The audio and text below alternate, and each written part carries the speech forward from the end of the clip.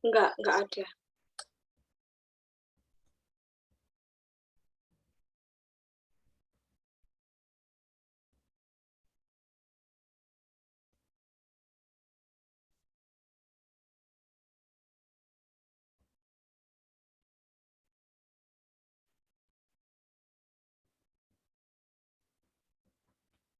Oh ya, Assalamualaikum warahmatullahi wabarakatuh. Selamat siang teman-teman semua serta peserta webinar kali ini.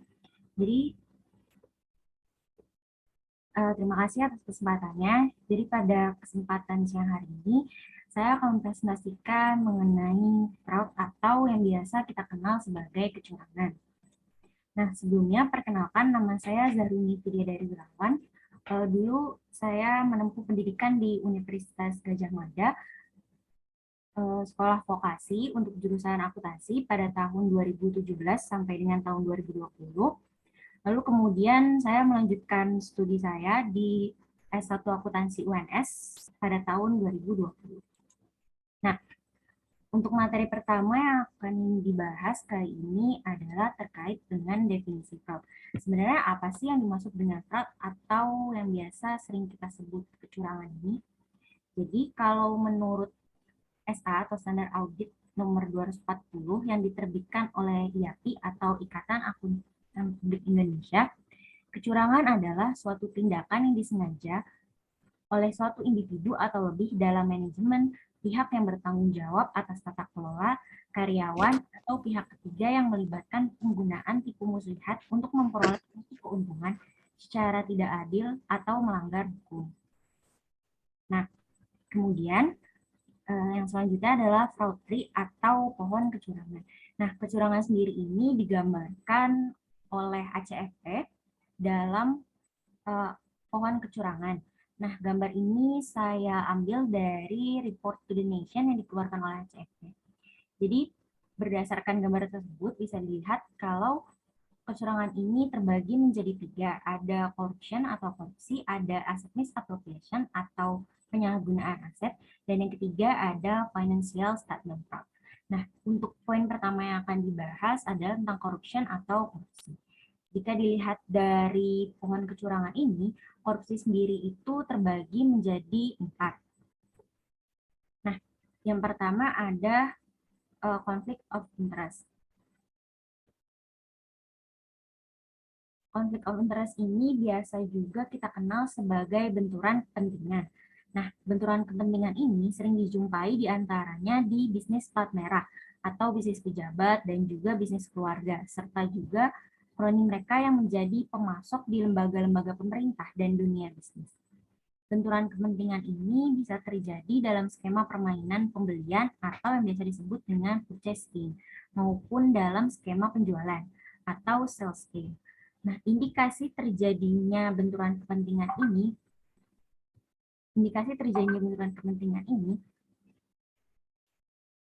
merupakan bisa dilihat dalam hal pembeli merupakan lembaga besar, nilai pembeliannya tinggi, dan penjual merupakan penyuplai terkenal.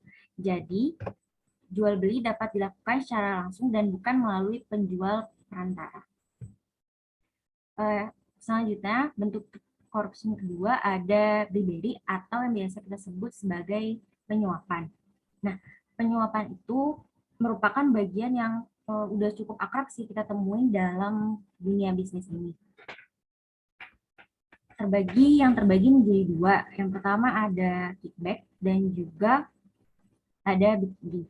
Nah, untuk yang pertama terkait dengan kickback, ini merupakan salah satu bentuk penyuapan di mana si penjual ini mengikhlaskan sebagian dari penjualannya. Sebenarnya kickback sendiri itu memiliki sedikit perbedaan dengan bribery. Kalau dalam penyuapan sendiri itu biasanya si penyuap itu, kalau dalam penyuapan biasanya pemberinya itu tidak mengorbankan suatu penerimaan. Tapi kalau misalnya dalam si kickback ini dia tuh mengharapkan sejumlah keuntungan yang berupa materi. Nah, kalau dalam penyuapan bisa dicontohkan apabila seorang menyuap atau menyogok seorang penegak hukum. Dia tuh biasanya mengharapkan keringanan hukuman. Sedangkan kalau misalnya dalam contoh kickback, pemberinya itu menerima keuntungan berupa sejumlah materi. Nah, dalam hal seperti ini, si pembuat keputusan dan atau yang dapat mempengaruhi pembuat keputusan dapat mengancam si rekanan. Ancaman itu bisa berupa secara langsung atau mungkin secara terselubung. Ancamannya itu biasanya berupa kayak pemerasan gitu. Nah, selanjutnya yang kedua ada bidding. Bidding ini merupakan permainan tender.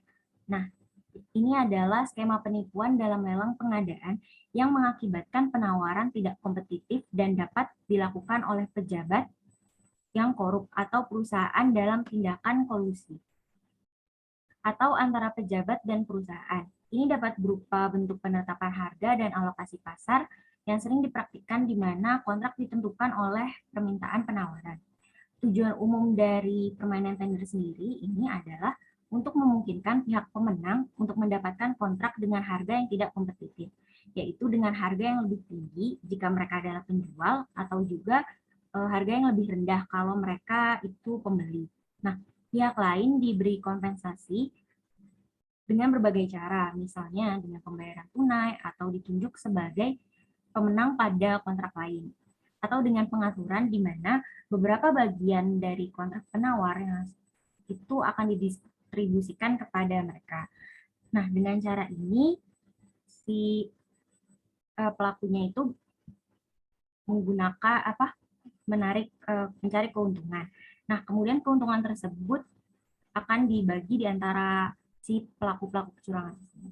Nah, bentuk kecurangan yang ketiga dalam korupsi adalah illegal gratuities. Adalah pemberian hadiah yang merupakan bentuk terselubung dari penyuapan. Nah, bentuk hadiah ini dapat berupa hadiah perkawinan, hadiah ulang tahun, hadiah perpisahan, hadiah kenaikan pangkat dan jabatan, dan lain-lain yang diberikan kepada pejabat. Yang keempat, ada pemerasan ekonomi. Nah, pemerasan ekonomi ini bisa terjadi karena pegawai yang memiliki kewenangan tertentu akan mengancam pihak-pihak lain untuk memberikan sesuatu. Pemerasan ekonomi itu berlawanan dengan penyuapan. Kalau dalam penyuapan itu biasanya inisiatifnya tuh datang dari si pihak pemberi uang. Tapi kalau misalnya dalam pemerasan itu inisiatifnya berasal dari pihak yang menerima uang.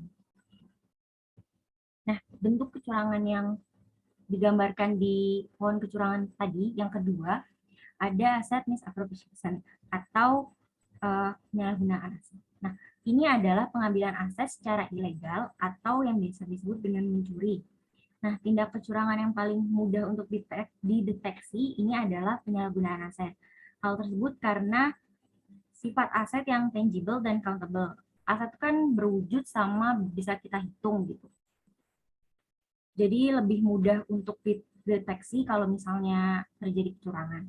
Nah, skema ini terjadi ketika seorang karyawan menyalahgunakan atau mencuri aset perusahaan untuk kepentingan pribadi. Aset misappropriation dalam bentuk penjarahan kas itu bisa dilakukan dengan 3 bentuk. Nah, yang pertama ada dalam bentuk skimming, yang kedua ada larceny, dan juga yang ketiga ada fraudulent disbursement. Nah, yang pertama untuk skimming. Skema skimming ini sendiri itu biasanya terjadi dengan cara uangnya tuh dijarah sebelum uang tersebut secara fisik masuk ke perusahaan. Nah, karena uang tunai itu dicuri sebelum dicatat dalam buku perusahaan korban, skema skimming ini biasanya tidak meninggalkan jejak audit secara langsung. Nah, akibatnya mungkin sangat sulit untuk mendeteksi bahwa uang tersebut telah dicuri. Ini salah satu keuntungan utama dari skema skimming kalau dari sisi si pencurinya. Terus yang kedua ada larceny. Kalau bedanya ini sama skimming adalah kalau misalnya di larceny ini uang itu sudah masuk ke perusahaan kemudian baru dijarah. Terus penjarahan jenis ini berkaitan erat dengan lemahnya sistem pengendalian internal, khususnya yang berkenaan dengan perlindungan keselamatan aset. Lalu yang ketiga ada fraudulent disbursement. Nah, bentuk kecurangan yang ketiga yang digambarkan dalam pohon kecurangan adalah fraudulent statement atau kecurangan atas laporan keuangan. Nah, tindakan ini meliputi tindakan yang dilakukan oleh pejabat suatu organisasi atau instansi pemerintah untuk menutupi kondisi keuangan yang sebenarnya dengan melakukan rekayasa keuangan dalam penyajian laporan keuangannya untuk memperoleh keuntungan. Nah, ini bisa dibedakan menjadi dua. Yang pertama secara financial dan yang kedua secara non-financial. Untuknya secara finansial ini bisa berupa, kecurangannya bisa berupa salah saji. Kecurangan ini dapat berupa overstatement maupun understatement. Untuk overstatement ini biasanya si perusahaan itu menyajikan aset yang lebih tinggi dari yang sebenarnya. Sedangkan untuk understatement biasanya perusahaan itu menyajikan aset yang lebih rendah dari yang sebenarnya. Bentuk understatement ini biasanya lebih banyak berhubungan dengan laporan keuangan yang disampaikan kepada instansi perpajakan atau juga instansi bea dan cukai. Nah, bentuk yang kedua itu non-financial. Ini berupa penyampaian laporan non-keuangan dengan cara yang menyesatkan atau dengan cara melaporkan hasil yang lebih bagus dari keadaan yang sebenarnya. Dan seringkali merupakan pemalsuan atau memutarbalikkan keadaan. Nah, hal ini bisa tercantum dalam dokumen yang dipakai untuk keperluan internal maupun eksternal. Contohnya, perusahaan minyak besar di dunia yang mencantumkan cadangan minyaknya yang lebih besar secara signifikan dari keadaan yang seharusnya apabila diukur dengan standar industrinya, atau perusahaan yang alat produksinya atau limbahnya membawa bencana bagi masyarakat, tetapi secara terbuka mengklaim keadaan sebaliknya.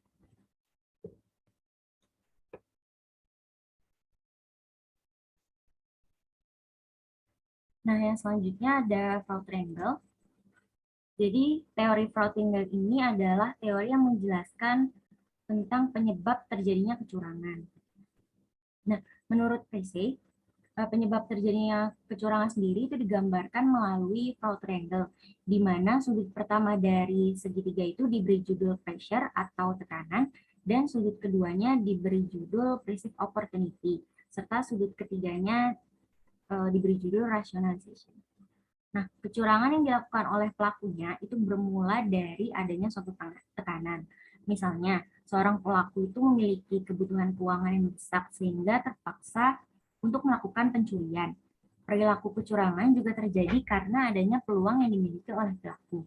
Kemudian pelaku tuh biasanya mencari kayak pembenaran atas kejahatan yang diperbuatnya. Poin pertama dari segitiga kecurangan tadi adalah pressure. Nah, pressure itu sebagai dorongan atau motivasi seorang melakukan kecurangan atau fraud. Dorongan atau tekanan tersebut dapat berasal dari dirinya atau orang atau kelompok lain. Tekanan tersebut dapat berupa tekanan keuangan dan non-keuangan. Tekanan keuangan muncul ketika pelaku membutuhkan uang untuk mencukupi kebutuhan hidup sehari-hari atau hanya sekedar untuk memenuhi lifestyle yang didasari oleh sifat serakah manusia. Sedangkan dari sisi non keuangan itu biasanya muncul ketika seorang manajer dituntut untuk menampilkan kinerja yang terbaik. Kinerja yang baik ini bisa dilihat dari kinerja keuangan perusahaan yang dapat mengungguli kinerja keuangan perusahaan lain. Dengan mendapatkan penilaian yang baik, seorang manajer memiliki peluang untuk mendapatkan jabatan yang lebih tinggi. Hal ini dapat menyebabkan manajer berbuat curang dengan cara memanipulasi laporan keuangannya. Lalu yang kedua ada opportunity atau peluang. Jadi ketiga unsur yang digambarkan dalam segitiga kecurangan tadi itu harus ada gitu untuk dapat terjadi suatu kecurangan. Nah, untuk opportunity atau peluang itu merupakan meliputi tindakan yang dilakukan oleh pejabat suatu organisasi atau instansi pemerintah untuk menutupi kondisi keuangan yang sebenarnya dengan melakukan rekayasa keuangan dalam penyajian laporan keuangannya untuk memperoleh keuntungan. Pelaku kejahatan harus mempunyai persepsi bahwa ada peluang baginya untuk melakukan kejahatan tanpa diketahui orang lain. Dan selanjutnya ada rationalization. Ini merupakan pembenaran pelaku melakukan kecurangan dan menganggap tindakannya itu merupakan hal yang wajar. Jadi pelaku yang terlibat dalam kecurangan laporan keuangan ini secara konsisten merasionalisasi kecurangan tersebut secara dengan cara memodifikasi aturan atau kode. Nah, selanjutnya gimana sih caranya untuk kita supaya bisa mencegah terjadinya kecurangan sendiri itu. Nah, upaya pencegahan kecurangan itu dimulai dari pengendalian internal. Kita memerlukan pengendalian internal yang khusus ditujukan untuk mencegah terjadinya kecurangan.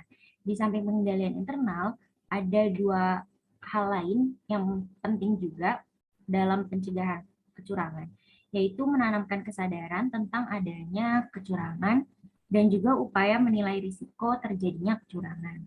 Pengendalian dapat digolongkan dalam pengendalian internal aktif dan juga pengendalian internal pasif. Untuk pengendalian internal aktif ini bisa kita sebut juga untuk to prevent atau mencegah, dan untuk kata kunci pengendalian pasif adalah to deter, mencegah karena konsekuensinya terlalu besar dan juga membuat jerah. Yang pertama yang akan saya bahas adalah mengenai pengendalian internal aktif. Jadi pengendalian internal aktif ini biasanya merupakan bentuk pengendalian internal yang paling banyak diterapkan. Ibaratnya kayak pagar yang kita buat itu buat kayak menghalangi pencuri masuk ke halaman rumah. Nah, pagar ini tuh membatasi, menghalangi, dan menutup akses dari si calon pelaku kecurangan. Nah, kayak pagar juga, gimana pun kelihatannya kokoh, tetap aja bisa ditembus sama si pelaku kecurangan yang emang cerdik gitu, dan mempunyai niat yang kuat gitu buat melakukan kecurangan. Nah, sarana-sarana pengendalian internal aktif yang sering dipakai dan umumnya sudah dikenal dalam sistem akuntansi ada beberapa macam. Nah, ini yang pertama ada tanda tangan. Tanda tangan merupakan unsur penting dalam pengendalian internal yang sering digunakan. Ini merupakan sarana pengendalian internal aktif karena dokumen yang seharusnya ditandatangani tetapi belum ditandatangani adalah dokumen yang tidak sah. Asumsinya, tanpa tanda tangan apa yang harusnya dilaksanakan kayak pembayaran, transfer, penyerahan, barang dan jasa, dan lain-lain itu nggak bisa terlaksana. Pertimbangan lainnya, tanda tangan seseorang itu biasanya khas atau unik. Namun ada juga nih permasalahan yang timbul kalau misalnya menggunakan tanda tangan. Yang pertama, perusahaan itu kadang-kadang bukan ahli untuk membaca tanda tangan atau tulisan tangan.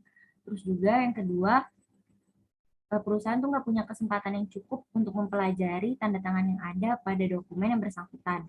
Terus yang ketiga, tidak mempunyai sampel tanda tangan untuk mengetahui otentik atau tidaknya tanda tangan. Dan selanjutnya, tanda tangan sendiri tidak mempunyai titik-titik yang memungkinkan analisis tanda tangan yang memadai. Dan yang terakhir, tidak punya pengetahuan mengenai siapa yang berhak menandatangani dokumen tersebut. Nah, oleh karena alasan tersebut, kita tuh perlu hati-hati juga dalam menilai atau menerapkan tanda tangan sebagai sarana pengendalian internal aktif. Selanjutnya yang kedua ada tanda tangan komputer. Pembubuhan lebih dari satu tanda tangan ini dianggap lebih aman, khususnya bagi pihak ketiga atau pihak di luar perusahaan atau lembaga yang bersangkutan. Lalu selanjutnya pengendalian internal aktif dengan menggunakan password dan PIN. Biasanya tanpa password ataupun PIN, seseorang tuh nggak bisa mengakses apa yang diinginkannya. Oleh karena itu, password atau PIN dianggap sebagai sarana dalam pengendalian internal aktif. Tapi terkadang seorang mencatat password atau PIN. Nah, catatan ini tuh bisa ditemukan oleh pelaku kecurangan. Lebih dari itu, ada kecenderungan orang biasanya kayak ngasih pinjem password atau PIN ke temennya gitu. Karena ngerasa mungkin temennya tuh udah teman dekat gitu, jadi dikasih tahu password atau PIN-nya. Lalu yang selanjutnya ada pemisahan tugas. Pemisahan tugas sendiri itu ditujukan untuk menghindari seseorang dapat melaksanakan sendiri seluruh transaksi. Pemisahan tugas merupakan bagian dari pengendalian internal. Latar belakang pemikirannya, orang-orang yang tugasnya dipisahkan tidak dapat bersekongkol, tapi dalam pelaksanaannya atau kenyataannya tetap aja banyak kecurangan yang dilakukan dalam bentuk persekongkolan gitu. Terus hal itu tuh bikin kayak pemisahan tugas itu, argumen tentang pengendalian internal atas pemisahan tugas itu jadi lemah. Nah, namun pengendalian internal ini harus didesain dengan pemisahan tugas. Yang selanjutnya ada pengendalian aset secara fisik. Pengendalian aset secara fisik ini pada dasarnya mengatur gerak-gerik barang masuk atau keluar, serta penyimpanannya yang memerlukan otorisasi. Namun dokumen dan tanda tangan untuk sebagai otorisasinya itu biasanya mudah dipalsukan, kayak tanda tangannya tuh karena tanda tangan asal biasanya jadi lebih gampang buat dipalsuin. Terus yang selanjutnya, yang keenam, ada pengendalian persediaan secara real time. Di zaman sekarang ini, pengendalian persediaan secara real time dapat dilakukan dalam bentuk yang canggih, yaitu persediaan bisa dikasih kayak barcode untuk merekam keberadaan si persediaan ini. Keuntungannya adalah pencatatan menjadi lebih akurat, namun kelemahannya adalah sistem otomatisasinya juga bisa dimanipulasi. Yang ketujuh atau yang terakhir adalah pencocokan dokumen dan pre-numbered accountable forms. Nah, pencocokan antara order pembelian, dokumen penerimaan barang, dan nota tagihan dapat menghindari selisih-selisih dan kerugian bagi perusahaan. Pre-numbered forms bisa sebagai upaya untuk mencegah penggunaan formulir berganda, bahwa formulir itu digunakan sesuai urutannya. Lalu yang selanjutnya ada pengendalian internal pasif.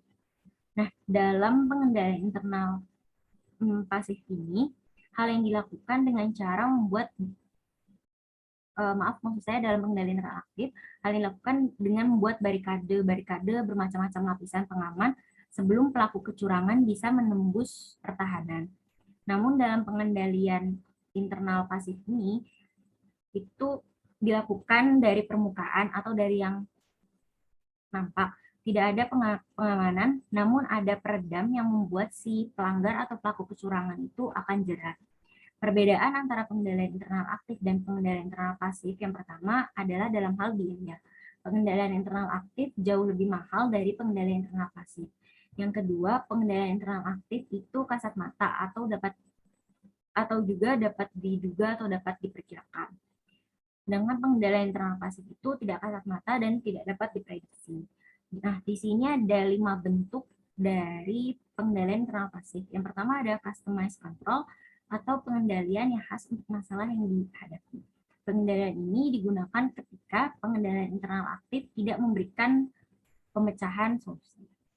Lalu yang kedua ada audit trails atau jejak audit. Sistem yang dikomputerisasi seringkali menggunakan pengendalian internal pasif karena jejak-jejak mutasi atau perubahan dalam catatan yang ditinggalkan atau terekam dalam sistem. Ini akan menjadi pengendalian internal pasif yang efektif apabila jejak-jejak yang berupa perbuatan kecurangan dapat menunjukkan kepada si pelakunya. Lalu yang ketiga ada fokus audit atau audit yang fokus. Ini adalah audit terhadap hal-hal tertentu yang sangat khusus yang berdasarkan pengalaman dan sering dijadikan sasaran kecurangan. Lalu yang keempat ada kegiatan kunci atau surveillance of the activity. Ini tuh pengintaian. Pengintaian ini bisa dilakukan dengan bermacam cara, mulai dari kamera video yang merekam kegiatan di suatu ruangan, sampai ruangan kaca dengan cermin satu arah. Kegiatan ini juga dapat dilakukan dalam jaringan komputer dari waktu ke waktu untuk melihat kegiatan pegawai yang memanfaatkan fasilitas kantor. Lalu yang kelima ada relation of key personnel atau pemindahan tugas. Rotasi karyawan kunci merupakan pengendalian internal pasif yang efektif kalau kehadirannya merupakan persyaratan utama dalam melakukan kecurangan. Dan selanjutnya, bagaimana cara kita untuk mendeteksi fraud? Berikut ini ada beberapa teknik pemeriksaan fraud. Yang pertama adalah penggunaan teknik-teknik audit yang dilakukan oleh internal maupun eksternal auditor dalam mengaudit laporan keuangan. Yang kedua, pemanfaatan teknik investigatif dalam kejahatan terorganisir dan penyelundupan pajak penghasilan yang juga dapat diterapkan terhadap data kekayaan pejabat negara. Lalu yang ketiga ada penelusuran jejak-jejak uang. Yang keempat ada penerapan analisis dalam bidang hukum. Yang kelima ada penggunaan teknik audit investigatif atau pengungkapan fraud pengadaan barang. Yang keenam ada penggunaan komputer forensik. Yang ketujuh ada penggunaan teknik interogasi. Yang ke-8 ada penggunaan teknik penyamaran, dan yang terakhir ada pemanfaatan whistleblower. Nah, sekian presentasi atau penjelasan dari saya. Kurang lebihnya saya mohon maaf. Apabila ada yang ingin ditanyakan, bisa ditanyakan secara langsung atau via chat. Terima kasih.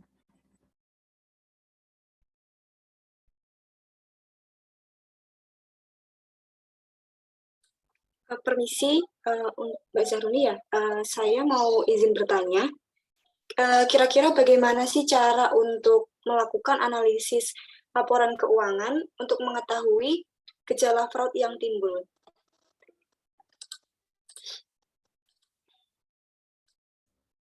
Ya, baik, ini langsung saya jawab aja. Sebelumnya terima kasih Mbak Elsa atas pertanyaannya. Tadi pertanyaannya tentang bagaimana caranya untuk melakukan analisis laporan keuangan untuk mendeteksi kecurangan ya. Jadi mungkin kita bisa melakukan cara dengan kayak membandingkan saldo akun dari suatu periode ke periode lainnya. Jika dari suatu periode ke periode berikutnya ini ada saldo yang terdapat selisih yang signifikan atau yang terlalu tinggi, itu bisa diselidiki kejanggalannya kayak kenapa ada selisih sebesar ini. Hal tersebut bisa jadi indikasi terjadinya fraud. Kayak contohnya misalnya di tahun 2019, aset perusahaan cuma 1 miliar, tapi tiba-tiba di tahun 2020 aset perusahaan naik 3 kali lipat, itu menjadi misalnya 3 miliar. Nah, mungkin bisa ditelusuri akun apa saja yang mengalami kenaikan dan kenapa sih kenaikan ini bisa signifikan. Bagaimana Mbak Elsa, ada tanggapan? Sudah sangat menjawab sih Mbak. Terima kasih ya Mbak atas jawabannya. Ya, terima kasih. Izin bertanya Mbak, menurut Anda ya, apa saja masalah yang timbul dari adanya kecurangan atas laporan keuangan? Terima kasih. Masalah yang bisa timbul karena adanya kecurangan atas laporan keuangan tuh bisa banyak banget. Itu tuh bisa kayak ngerusak kualitas dan integritas proses pelaporan keuangan, bisa juga mengurangi kepercayaan pasar modal, serta pelaku pasar dalam keandalan informasi keuangan. Nah, kecurangan atas laporan keuangan itu juga bisa menghancurkan karir si individu yang terlibat dalam kecurangan ini. Kayak misalnya ada eksekutif pusat yang puncak itu dilarang bekerja di dewan direksi dari perusahaan publik atau auditor yang dilarang untuk melakukan praktik akuntansi publik. Lalu bisa juga menyebabkan kebangkrutan atau kerugian ekonomi yang besar oleh perusahaan yang terlibat dalam kecurangan laporan keuangan. Dan yang terakhir bisa menyebabkan kerusakan dalam kinerja perusahaan. Baik, terima kasih. Sepertinya mengingat waktu sudah siang, terima kasih atas perhatian teman-teman semua. Kurang lebihnya saya mohon maaf. Wassalamualaikum warahmatullahi wabarakatuh.